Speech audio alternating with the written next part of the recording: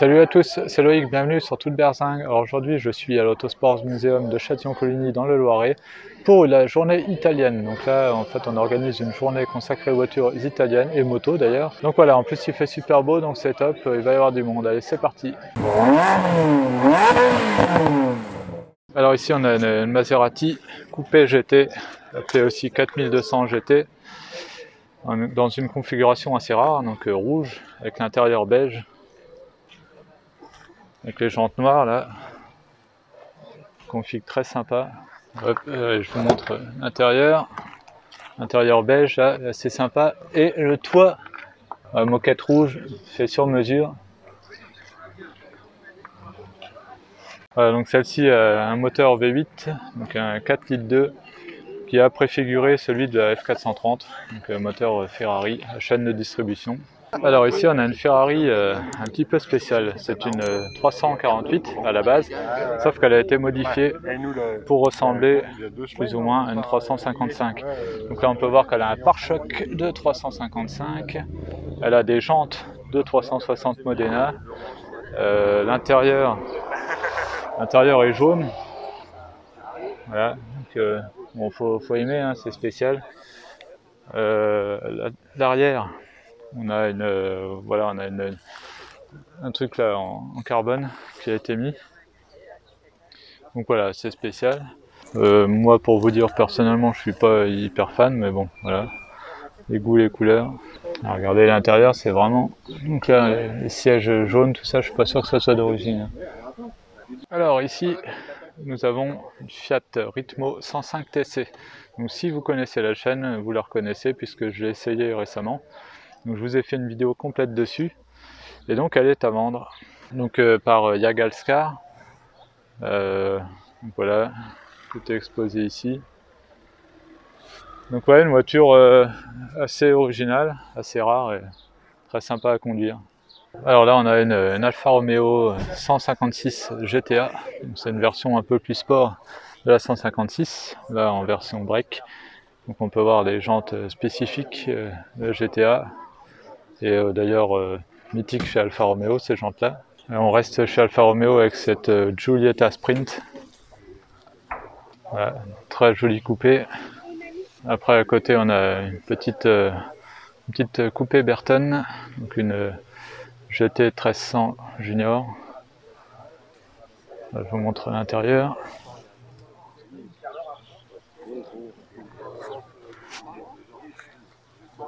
Alfa Romeo GTV.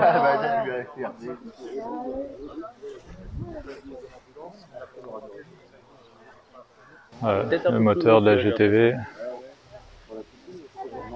Là on a une Fiat 124 Spider turbo. Donc ça c'est assez rare. Hein. A priori il n'y a que 700 exemplaires de celle-ci. C'est une version US. Il faut voir que le capot est bombé. Je la trouve vraiment sympa celle-ci. Montée intérieure. Voilà.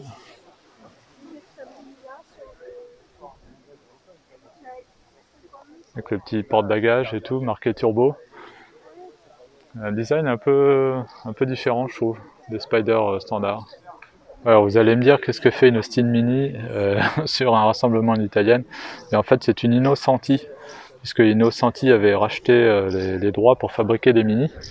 Donc du coup elle est badgée Innocenti, donc c'est bien une italienne. Voilà, après c'est exactement comme une Austin Mini. Hein. Alors ici on a une très belle Alfa Romeo Giulia 1600 SS. Voilà, très jolie, une voiture assez rare.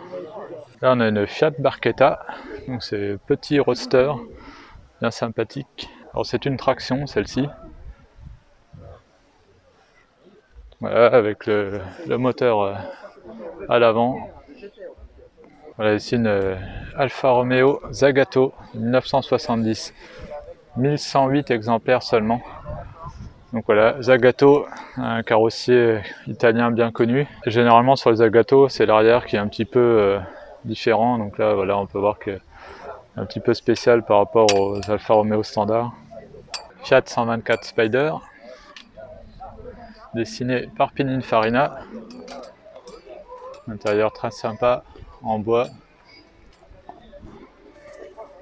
les cuirs, etc. Petit porte-bagages. C'est même une version turbo, hein, celle-ci. Encore une 124 Spider. Alfa Romeo Spider.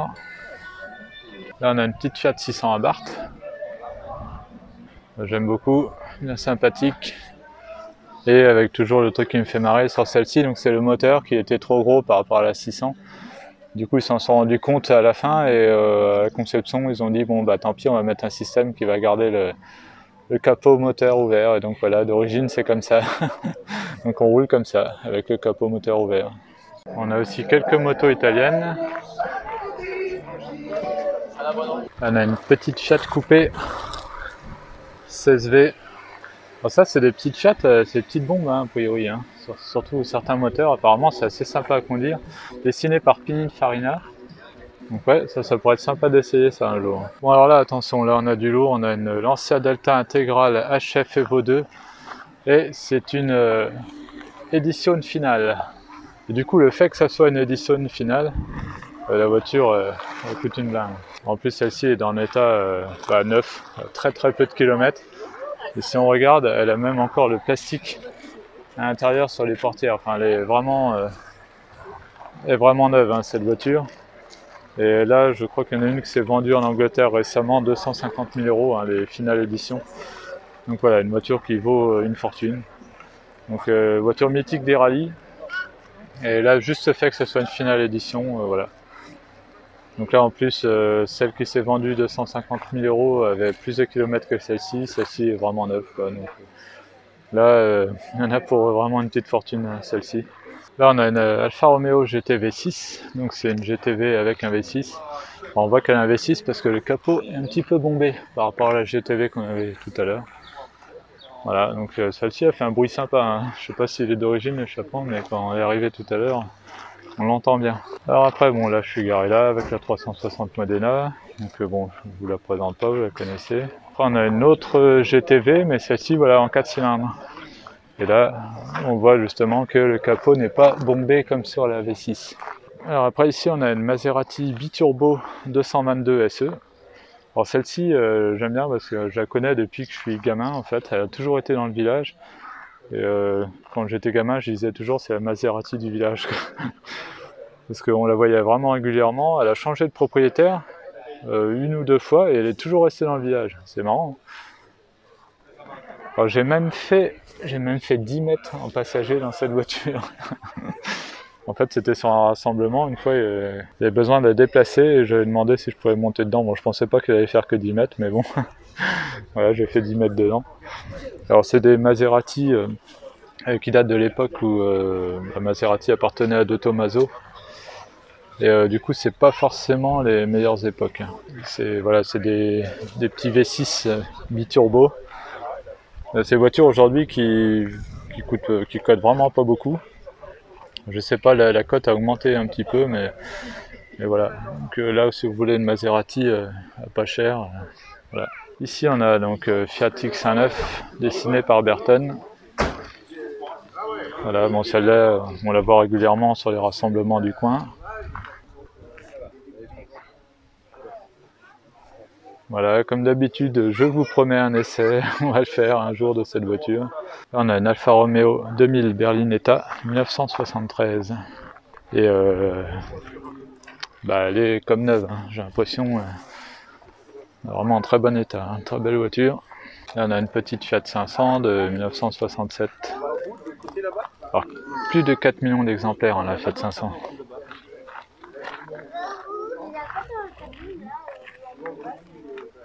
Ah, c'est sympa ça là, un petit porte-bagages avec un panier derrière. Hein.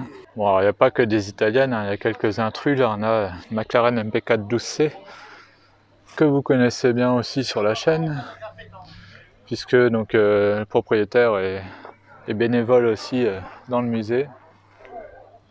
Et puis là on a une petite MX5.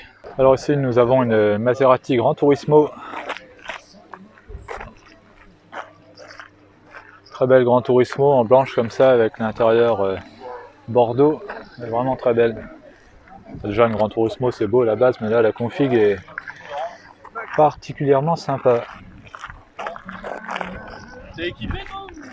Après ici nous avons une Maserati Coupé GT, dite 4200 GT, on en a vu déjà une rouge tout à l'heure, là on en a une grise. Et je connais très bien le propriétaire. Elle a été dessinée par Giugiaro. Et voilà donc l'intérieur de celle-ci,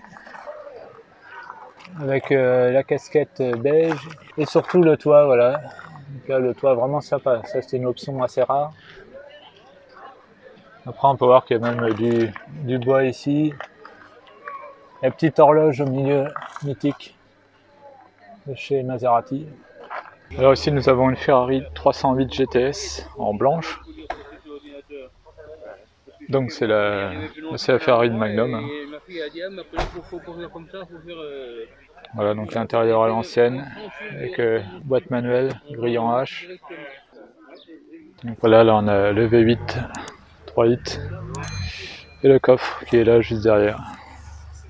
Et là on peut voir que le moteur est en position transversale, contrairement aux voitures après plus modernes. Après à côté on a une Fiat Barchetta en jaune, très sympa également.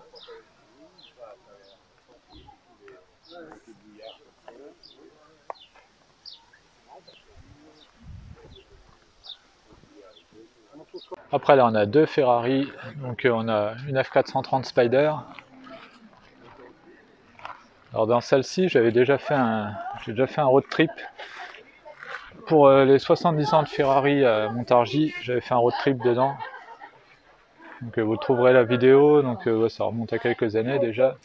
Donc voilà le V8 4 litres 3, 490 chevaux, donc 90 chevaux de plus que sur la 360. Et surtout ça chante bien, hein. C'est ça qui est... En fait à conduire la F430 est plus sympa que la 360. Par contre moi j'ai une petite préférence pour le design de la 360. Ouais. Mais bon, je dis pas qu'un jour, je la changerai. Sûrement pour une F430. Regardez l'intérieur là, avec qui est tout en tanne. Même le haut du tableau de bord. Après à côté on a 360 Spider, magnifique. Alors ces deux là, c'est deux connaissances, hein. Très bonne connaissance même. Donc voilà, c'est dans celle-ci que j'ai pu tester le soft de la Challenge Stradale. Voilà, c'est ce qui m'a convaincu, donc c'était dans celle-ci. Alors très belle config, puisqu'elle a donc moquette rouge, je sais pas si ça se voit bien en vidéo, et l'intérieur beige comme ça, là, c'est vraiment magnifique cette config. En plus elle a rajouté les bandes de la Challenge Stradale, donc voilà, vraiment sympa. Alors regardez, petite différence, si vous ne savez pas, c'est que sur les Spider, là, ici, c'est beige, alors que si on va voir sur la mienne, c'est noir. Sur les coupés, c'est noir. Bon, moi, elle est fermée, mais enfin, si, là, on le voit, là. Là, c'est noir. Bon, allez, les Ferrari s'en vont. Enfin, une partie des Ferrari s'en vont.